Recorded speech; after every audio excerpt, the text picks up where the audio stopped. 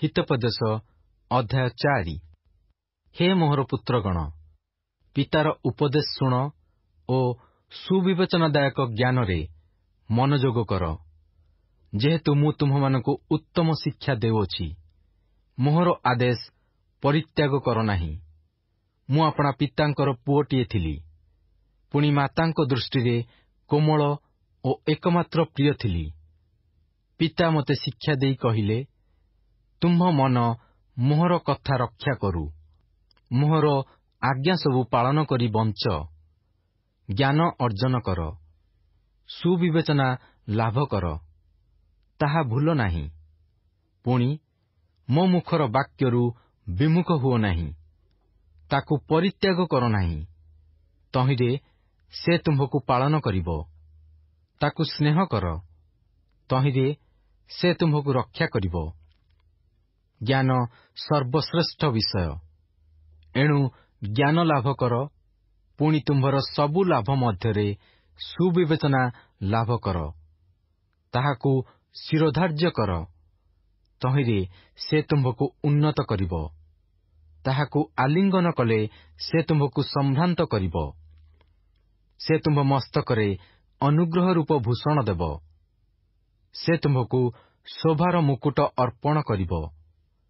ହେ ମୋହର ପୁତ୍ର, ଶୁଣ, ମୋ କଥା ଘେନ, ତହିଁରେ ତୁମ୍ଭ ଆୟୁର ବର୍ଷ ବହୁତ ହେବ। ମୁଁ ତୁମ୍ଭକୁ ଜ୍ଞାନର ମାର୍ଗରେ ଶିକ୍ଷା ଦେଇଅଛି। ମୁଁ ସାଧୁତାର ପଥରେ ତୁମ୍ଭକୁ କଢ଼ାଇଅଛି। ତୁମ୍ଭେ ଗମନ କରିବା ବେଳେ ତୁମ୍ଭର ପାଦ ସଙ୍କୁଚିତ ହେବ ନାହିଁ। ପୁଣି ଦୌଡ଼ିବା ବେଳେ ତୁମ୍ଭେ ଝୁଣ୍ଟିବ ନାହିଁ। ଉପଦେଶ ଦୃଢ଼ କରି ଧର, ତାକୁ ଛାଡ଼ିଦିଅ ନାହିଁ। ତାକୁ ରଖ, କାରଣ ତାହା ତୁମ୍ଭର ଜୀବନ।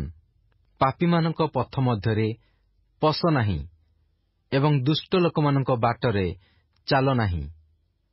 ତାହା ପରିତ୍ୟାଗ କର, ତହିଁର ନିକଟ ଦେଇ ଯାଅ ନାହିଁ। ତହିଁରୁ ବିମୁଖ ହୋଇ ଚାଲିଯାଅ। ଯେହେତୁ କୁକ୍ରିୟା ନ କଲେ ସେମାନେ ଶୟନ କରନ୍ତି ନାହିଁ, ପୁଣି କାହାକୁ ପତିତ ନ କରାଇଲେ ସେମାନଙ୍କ ନିଦ୍ରା ଭାଙ୍ଗିଯାଏ। ଯେହେତୁ ସେମାନେ ଦୁଷ୍ଟତା ରୂପ ଅନ୍ନ ଭକ୍ଷଣ କରନ୍ତି, ପୁଣି ଦୌରାତ୍ମ୍ୟ ରୂପ ଦ୍ରାକ୍ଷାରସ ପାନ କରନ୍ତି।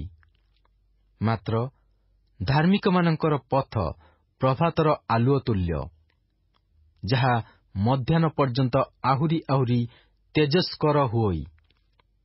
ପୁଣି ଦୁଷ୍ଟମାନଙ୍କର ବାଟ ଅନ୍ଧକାର ତୁଲ୍ୟ, ସେମାନେ କାହିଁରେ ଝୁଣ୍ଟି ପଡ଼ନ୍ତି ତାହା ଜାଣନ୍ତି ନାହିଁ।